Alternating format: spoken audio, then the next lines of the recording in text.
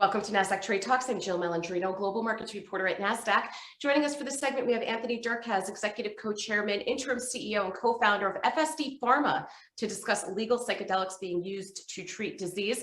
It's great to have you with us. Welcome to Trade Talks. Thank you for your time. All right, now tell us about FSD Pharma. FSD Pharma is a biotechnology company with three unique, exciting drug candidates. One is targeting multiple sclerosis.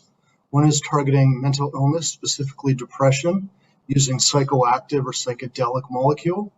And the third is a PEA molecule, which enters the body the same way that cannabinoids do, although it's not a cannabinoid, that's targeting inflammation and targeting pain, but not in an addictive way.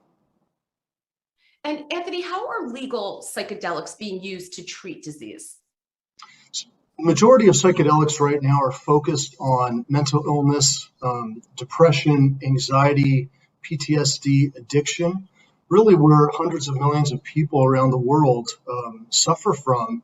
And currently, medication has definitely been getting better, but in many instances, there's still a lot of room for improvement, and there's a very, very big market opportunity in the mental health space. And psychedelics is one of these new frontier, to me, very, very exciting with a tremendous amount of potential.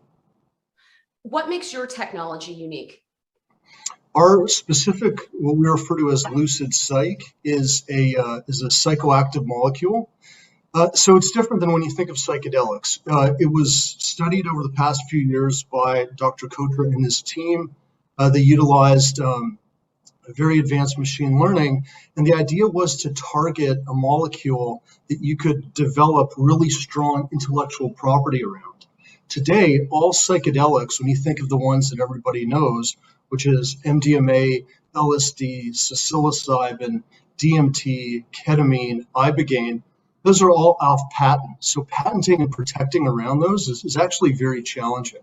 So the idea is that, we're not any of those. And that's sort of this what we intend on unveiling. And part of the reason why we, still only give very limited information about it is the idea that we want to have a very, very, very tight intellectual property protection structure.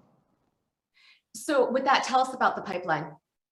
So the pipeline is Lucid Psych, which is the psychoactive I just spoke about. Lucid MS is targeting multiple sclerosis.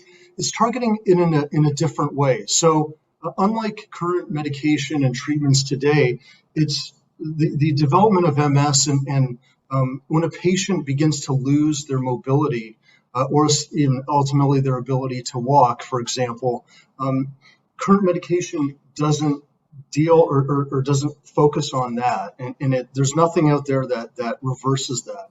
And that's what's unique about Lucid MS is that this is a newly patented, what we refer to as a new chemical entity by the University Health Network, which is one of North America's largest health research organizations. And what's really unique about this is it does not focus on the immune system, and it targets not only protection, but also we're targeting the actual reversal. So someone who has had damage with MS and has trouble with mobility, we're targeting to try to actually reverse that and repair that. Oh, wow. I mean, that could be a complete game changer, change someone's life.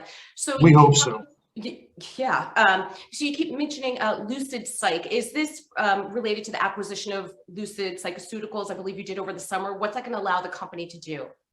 Yes, absolutely. So the acquisition of Lucid allowed our company to develop, to acquire two new molecules in our pipeline. So originally we had one molecule, which was what we refer to as FSD-201, or now we call it FSD PEA.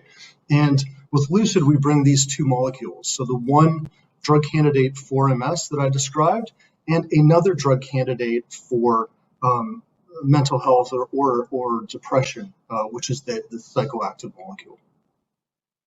And to wrap up here, what does the future of legal psychedelics look like? Is the potential there for it to be mainstream?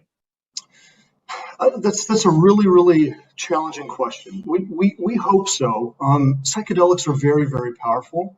One of the, when we're looking at studies and stuff that's happening now currently, this idea that, you can increase the connectivity between brain neurons and neurons and create new pathways. So this idea that, we really use a very, very small amount of our brains, all of us. The psychedelics have this potential, and they're showing that, they may be able to create new pathways, which can open up a whole slew of really interesting, at least in our opinion, really interesting potential medicine in the future. Yeah, it really is quite amazing, the research that's being done. Anthony, thank you so much for joining us on Trade Talks. I'm Jill Malandrino, Global Markets Reporter at Nasdaq. Thank you.